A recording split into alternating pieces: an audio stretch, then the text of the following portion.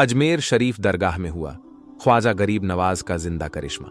दोस्तों, आज हम आपको अजमेर शरीफ का पूरा इतिहास बताएंगे और साथ ही साथ हम आपको ये भी बताएंगे कि अजमेर शरीफ, जो कि एक हिंदू राजा पृथ्वीराज चौहान का गढ़ था, वहां एक फकीर का दरगाह कैसे बन गया।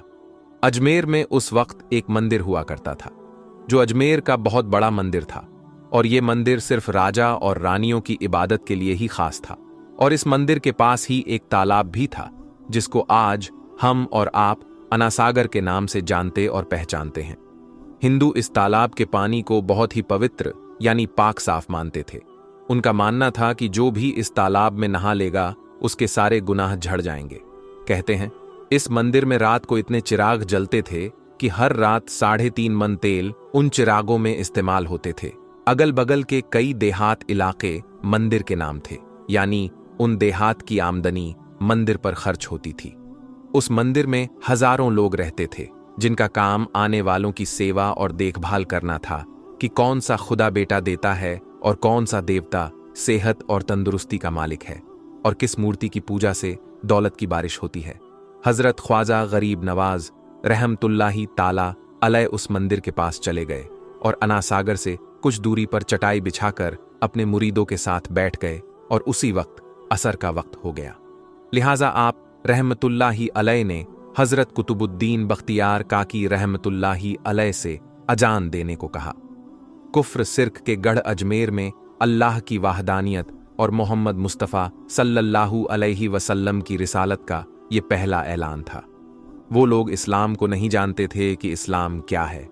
चुनांचे अजान की आवाज़ सुनकर वो हैरान हो गए और अपने घर से निकल आए। सब मुसाफिरों ने अनासागर के पानी से वजू किया और नमाज पढ़ना शुरू किया। सब हिंदू हैरान रह गए कि सब भगवान तो अंदर है, तो फिर ये लोग किस भगवान को पुकार रहे हैं। जब शाम हुई तो राजा के ऊंट जो दिन में चरने के लिए गए हुए थे अपने चरवाहों के साथ वापस आने लगे। इत्तेफाक से जहां हजरत ख्वाजा गरीब नवाज रहमतुल्लाही ताला अलैह अपने साथियों के साथ बैठे थे, वो जगह राजा के ऊंटों के बैठने की थी। चरवाहों ने ख्वाजा गरीब नवाज रहमतुल्लाही ताला अलैह से कहा, उठो बाबा, ऊंटों के बैठने की जगह खाली करो। आप रहमतुल्लाही ताला अलैह ने फरमाया, इतना बड़ा मैदान पड़ा है, ऊंट तो कहीं भी बैठ सकते हैं, क्यों मुसाफिरों को तंग करते हो। लेकिन वो ना माने और जिद करते रहे कि ऊंट इसी जगह पर बैठेंगे।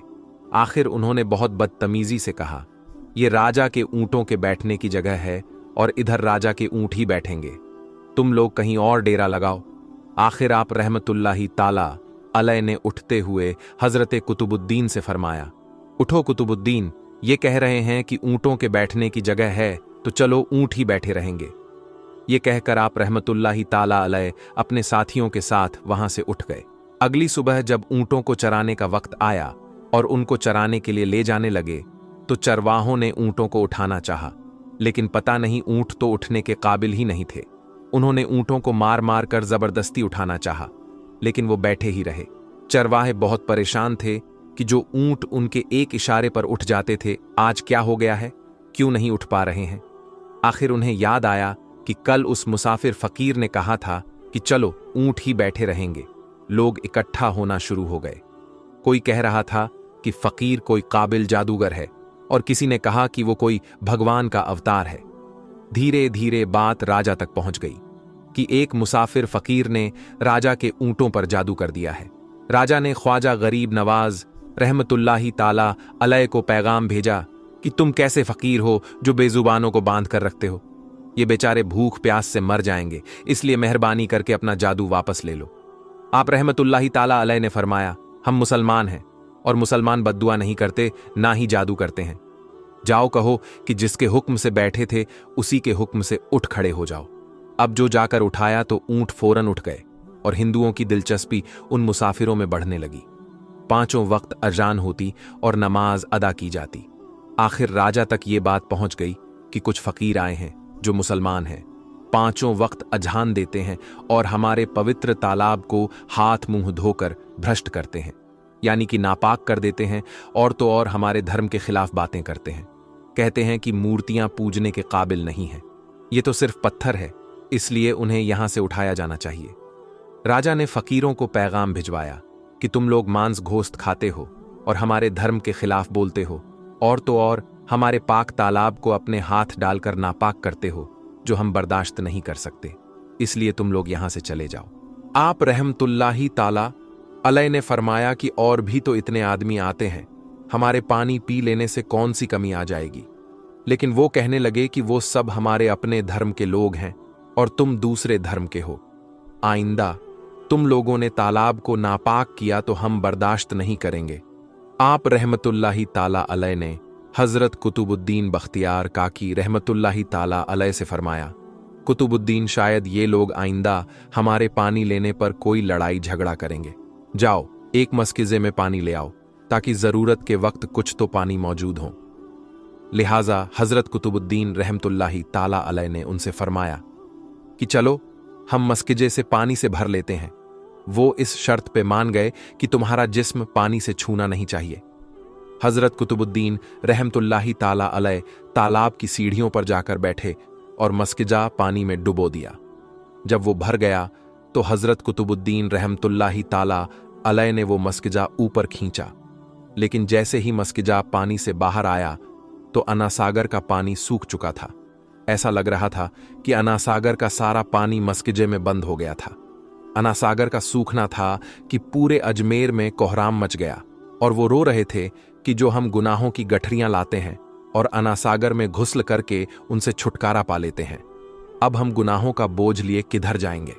सारे इलाके में खबर फैल गई कि मुसाफिर फकीर ने जादू के जोर से अनासागर को सुखा दिया। राजा पृथ्वीराज चौहान ने जब ये सुना तो वो बहुत परेशान हो गया। उसने अपनों वजीरों को बुलाया।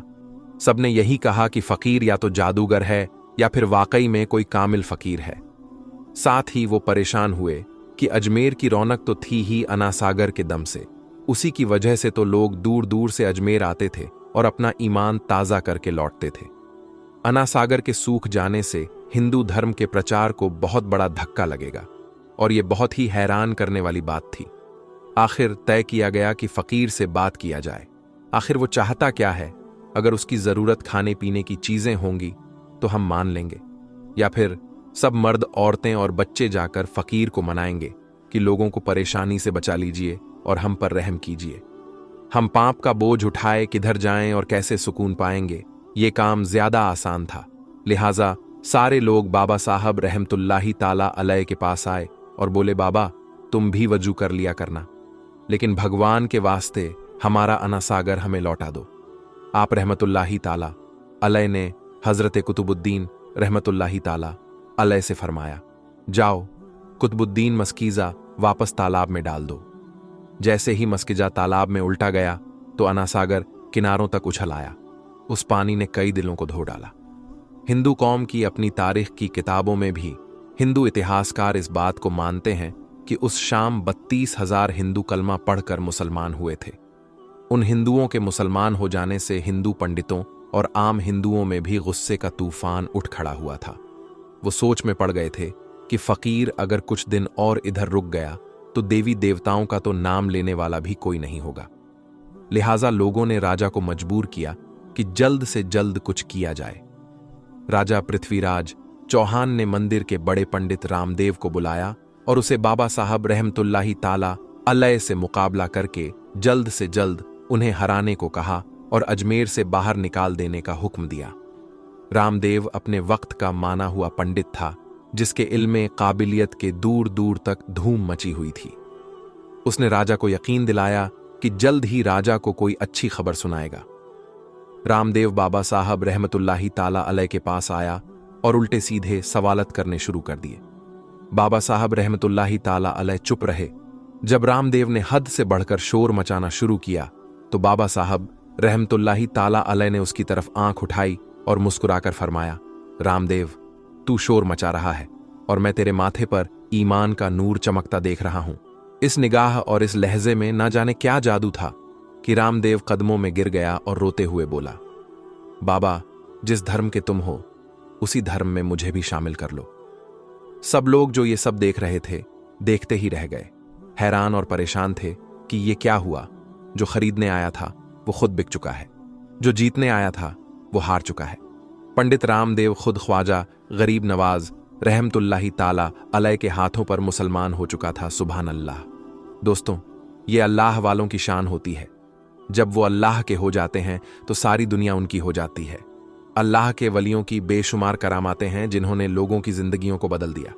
तो दोस्तों, आज की इस वीडियो में बस इतना ही। हम मिलेंगे आपको अगली वीडियो में। तब तक के लिए अल्लाह हाफिज।